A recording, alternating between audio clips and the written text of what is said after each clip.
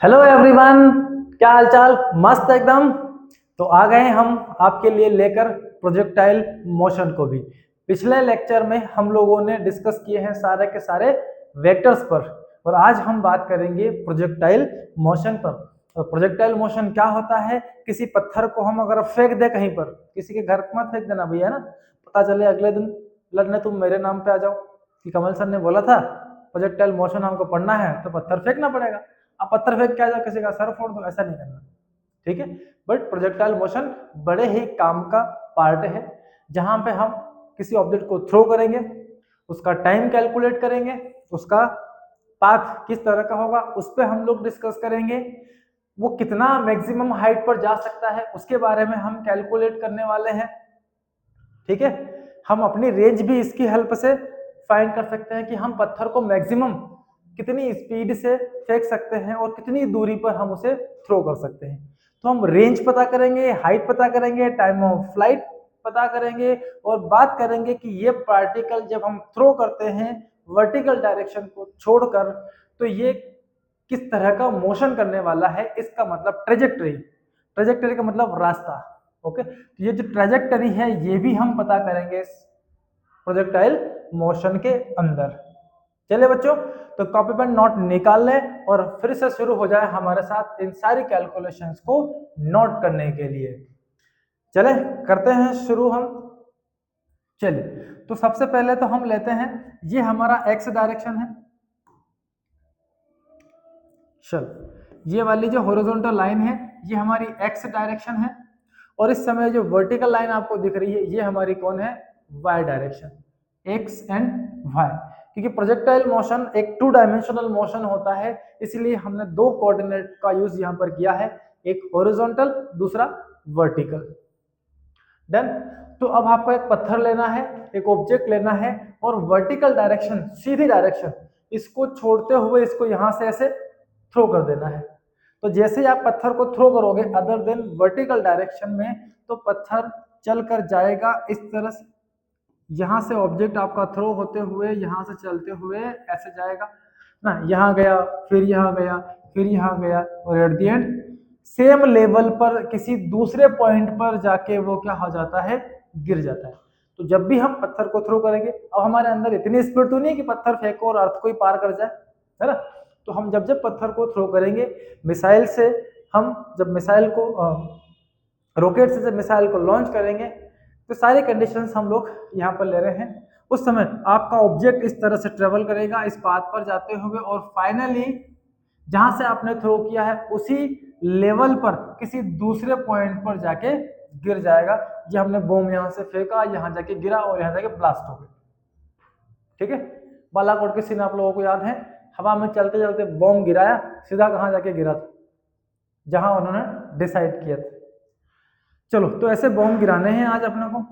तो अब हम जब पत्थर को थ्रो करते हैं बच्चों, तो पत्थर को जैसे ही आपने थ्रो किया वो दो डायरेक्शन में चलता है, एक हॉरिजॉन्टली और दूसरा यहां से वर्टिकली। कुछ वो एक्स में चलता है और कुछ इस वाई डायरेक्शन में चलता है। तो जब भी मैं पत्थर को थ्रो करूंगा उसके पास कम से कम ये दो स्पीड होगी। अगर मैं इसको यहां से u स्पीड से थ्रो कर रहा हूं तो इसके पास दो स्पीड होगी, एक होगा u इन x डायरेक्शन, दूसरा होगा u in y direction. Okay, अगर मैं हॉरिजॉन्टल से ये एंगल थीटा कंसीडर करता हूं तो ये वाला कंपोनेंट होगा u cos थीटा, और ये वाला कंपोनेंट होगा आपका u sin थीटा।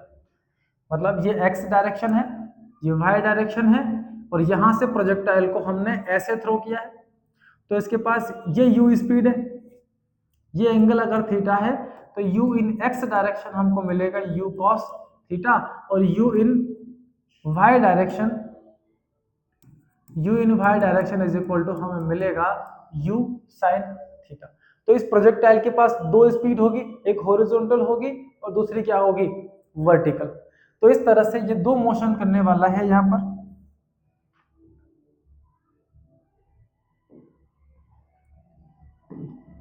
ओके, चलो, एक वर्टिकल मोशन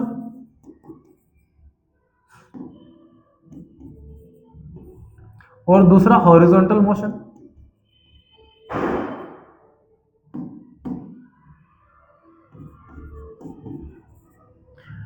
तो वर्टिकल मोशन की बात करें तो ये वाई में चलता है इस तरफ, अगर ये वाई में चलेगा, वाई डायरेक्शन में डिस्प्लेसमेंट वाई होगा और acceleration y is equal to minus g होगा, क्योंकि पार्टिकल ऊपर जाएगा, स्पीड डिक्रीज होगी वाई की डायरेक्शन में और एक्सेलरेशन कैसा आएगा, नेगेटिव आएगा। ओके, और यहां से यहां जाने में कुछ जैसे टाइम भी लगेगा। ठीक है, क्लियर है। अब हॉरिजॉन्टल डायरेक्शन की बात करें तो वो यहां से ऐसे चलता है, हॉरिजॉन्टल उसकी स्पीड है u cos थीटा, जो कि पूरे रास्ते कांस्टेंट होगी। मतलब इसकी स्पीड u cos थीटा यहाँ है, यहाँ भी u cos थीटा है हॉरिजॉन्टल में, और यहाँ भी कितनी है u cos थीटा, और लास्ट में जब गिरेगा तो भी कितनी u cos थीटा। मतलब जितनी स्पीड से आपने उसे फेंका है, हॉरिजॉन्टल की स्पीड में कोई भी चेंज नहीं आएगा, और ये अगर कांस्टेंट है तो एक्सेलरेशन इन एक्स डायरेक्शन कितना मिलेगा आपको, जीरो। एक्सेलरेशन किस केस में मिलता है हमें, जब उसका रिजल्टेंट वेलोसिटी कुछ वेलोसिटी में चेंज आए। अगर चेंज ही नहीं है, वेलोसिटी ही कांस्टेंट है, तो वेलोसिटी फाइनल माइनस इनिशियल करोगे तो एक्सेलरेशन आपका कितना हो जाएगा बच्चों, जीरो हो जाएगा। तो हॉरिजॉन्टल स्पीड में नो चेंज। अब यहां से ऊपर जाता है तो शुरुआत में स्पीड इसकी वर्टिकल वाली अगर हम बात करें, हॉरिजॉन्टल तो क्या हो गई, कांस्टेंट हो गई। तो शुरुआत में हमने इसको फेंका 100 की स्पीड से, ऊपर जाएगा तो 100 से 90, 80, 70, 50, 60, 40, और यहाँ जब हाईएस्ट पॉइंट पर पहुंच जाएगा तो वेलोसिटी इन वर्टिकल डायरेक्शन कितनी हो जाएगी, जीरो। वहां से फिर गिरना शुरू करेगा तो फिर इंक्रीज होगी ये वेलोसिटी 10, 20, 30, 60, 70, 80, 90, और देन जब वो टक्कर मारेगा इस ग्राउंड पर यहाँ पर तो इसकी स्पीड फिर से कितनी होगी, 100। फेंका कितने से था आपने, 100 से, तो फेंकते समय और वापस टकराते समय उसकी स्पीड हमेशा क्या रहती है, कांस्टेंट रहेगी आपकी 100। क्लियर है ये बात। तो आज के लेक्चर में हम बात कर रहे हैं इसकी ट्रैजेक्टरी पर। अब नेक्स्ट लेक्चर में हम लोग डिस्कस करेंगे इसने ये हॉरिजॉन्टल डिस्टेंस कितना ट्रेवल किया है, इसको हम बोला करेंगे रेंज। ठीक है, अपनी ग्राउंड से इसने मैक्सिमम कितनी हाइट कवर की है, ये है आपका एच मैक्सिमम, इसे भी हम कैलकुलेट करेंगे।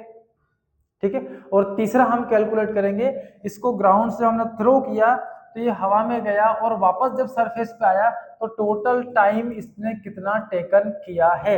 इन तीनों डेरिवेशनल पार्ट पर हम लोग नेक्स्ट लेक्चर में डिस्कस करेंगे। आज हम जानेंगे कि प्रोजेक्टाइल मोशन क्या होता है, और जब हम पत्थर को थ्रो करते हैं, किसी ऑब्जेक्ट को थ्रो करते हैं, तो उसका पाथ, उसकी ट्रेजेक्टरी किस तरह की होने वाली है। ठीक है बच्चों, ये सारी चीजें आप लोग याद रखना। ठीक है, हम इसको डिफाइन कर लेते हैं। बात तो हमने कर ही ली है, प्रोजेक्टाइल मोशन क्या होता है, वर्टिकल डायरेक्शन को छोड़कर पत्थर को किसी एंगल से फेंक दो आप हॉरिजॉन्टल के साथ। चलिए बच्चों, तो projectile motion, when an object is throne other than vertical direction, इसको छोड़कर, under gravity, it returns back to the same level at another point on the earth, अर्थ के किसी दूसरे पॉइंट पर वो वापस लौट कर आ जाता है, इज कॉल्ड प्रोजेक्टाइल मोशन। अब जिस पत्थर को आप फेंक रहे हो उस पत्थर को हम बोलते हैं प्रोजेक्टाइल। ठीक है, the object thrown is called projectile and the path of projectile is parabolic. और यही बात आज के लेक्चर में हमें प्रूफ करनी है। चले बच्चों प्रूफ की ओर। ओके, तो इसके लिए हमें तो डायरेक्शन टेकन करना होगा। वो डायरेक्शन हम टेकन करते हैं सबसे पहले, ये है हमारा एक्स डायरेक्शन, और यहां से ये वर्टिकल डायरेक्शन। ठीक है, थोड़ा इसको नीचे कर लेते हैं हम।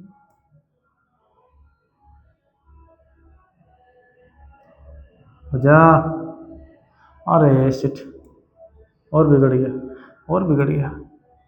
ठीक है बच्चों, हो गया। अरे शिट, नहीं ना, थोड़ा एडजस्ट कर लेना आप लोग। चलिए, तो यहां से हमने एक प्रोजेक्टाइल को थ्रो किया है, वो प्रोजेक्टाइल चलते हुए ऐसे यहां गिरेगा ना, ये वाई डायरेक्शन है और ये एक्स डायरेक्शन है। तो यहां से हमने इस पार्टिकल को यू स्पीड से थ्रो किया है एंगल थीटा के साथ। तो इस यू के दो कंपोनेंट्स होंगे, यू इन एक्स डायरेक्शन और u in y direction. Theta के साथ वाली कंपोनेंट यू कॉस थीटा हो जाएगी, और ये वाली कंपोनेंट u साइन थीटा हो जाती है।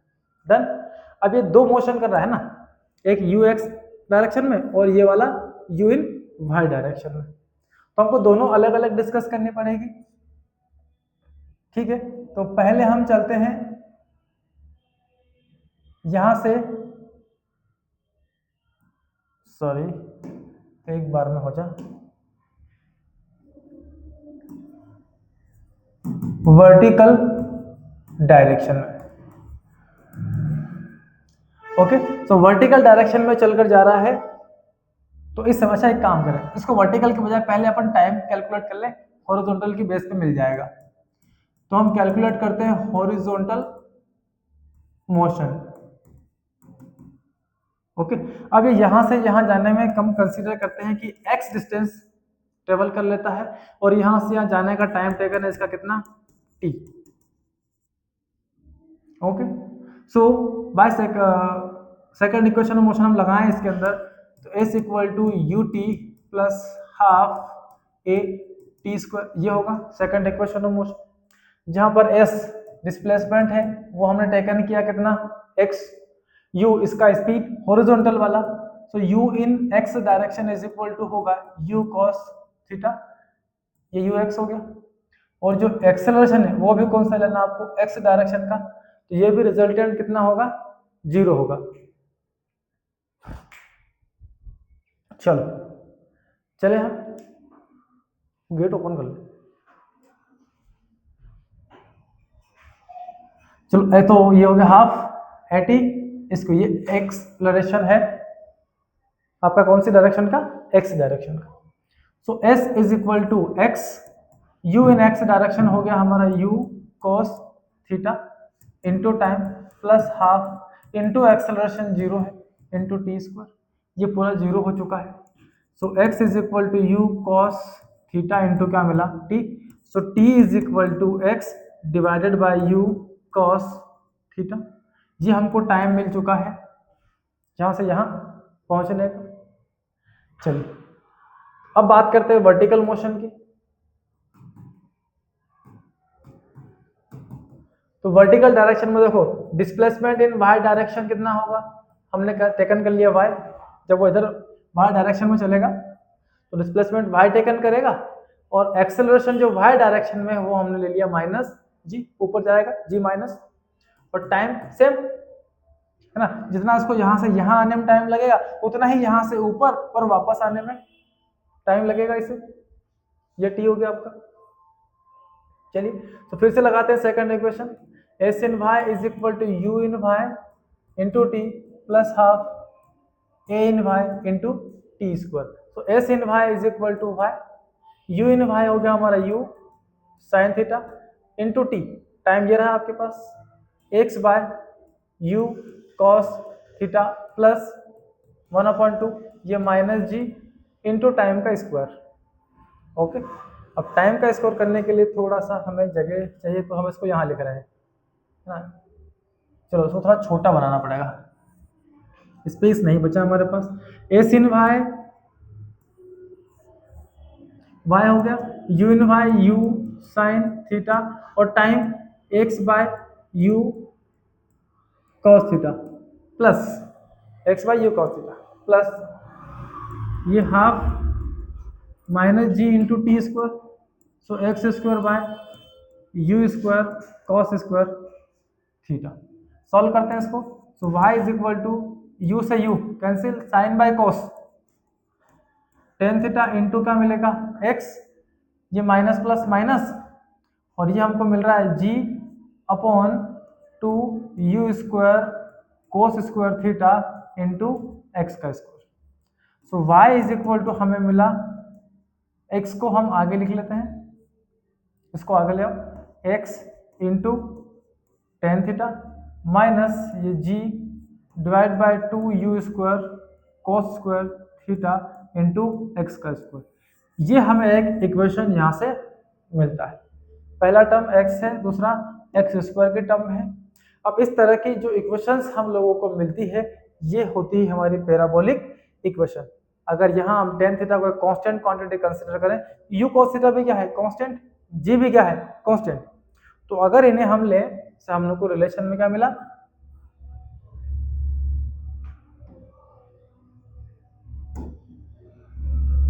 रिलेशन हमको मिला है y equal to x tan theta minus g divide by 2 u square cos square theta into x square.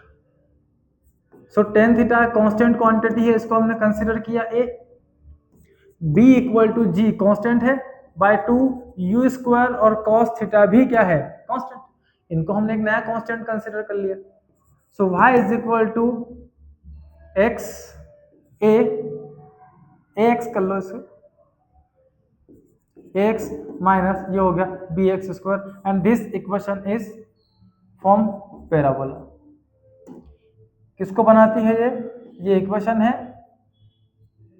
ये इक्वेशन होता है हमारे पैराबोला के लिए। तो हमने इस ऑब्जेक्ट की मोशन के बेसिस पर जो ये रिलेशन निकाला है, ये पैराबोला का एक इक्वेशन है और ये इक्वेशन हमारे पैराबोला को सेटिस्फाई करती है। इसीलिए जब जब हम पत्थर को थ्रो करेंगे वो एक पैराबोलिक पाथ में जाएगा और सेम लेवल पर किसी दूसरे पॉइंट पर जाकर गिर जाता है। ठीक है, so trajectory of particle is parabolic. ठीक है, तो जब जब कोई प्रोजेक्टाइल हम प्रोजेक्ट करेंगे, थ्रो करेंगे उसे, तो वो हमेशा कहाँ जाएगा, पैराबोलिक पाथ में जाएगा और सेम लेवल पर किसी दूसरे पॉइंट पर जाकर वापस से गिर जाएगा। So this is called parabolic path और हमने फाइनली इसे क्या कर दिया है, प्रूफ कर दिया है।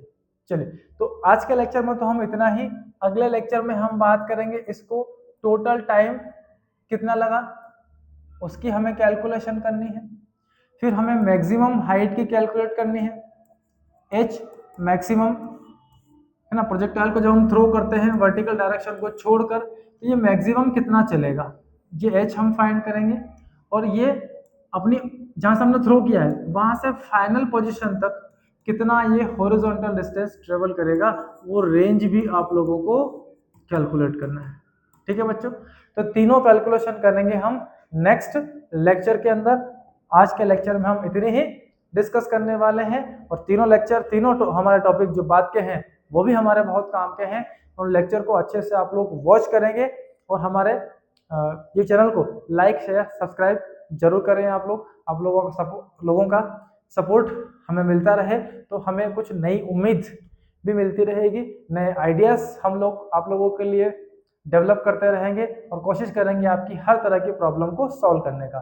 तो चलिए बच्चों, मिलते हैं अगले लेक्चर में, तब तक के लिए ऑल दी बेस्ट।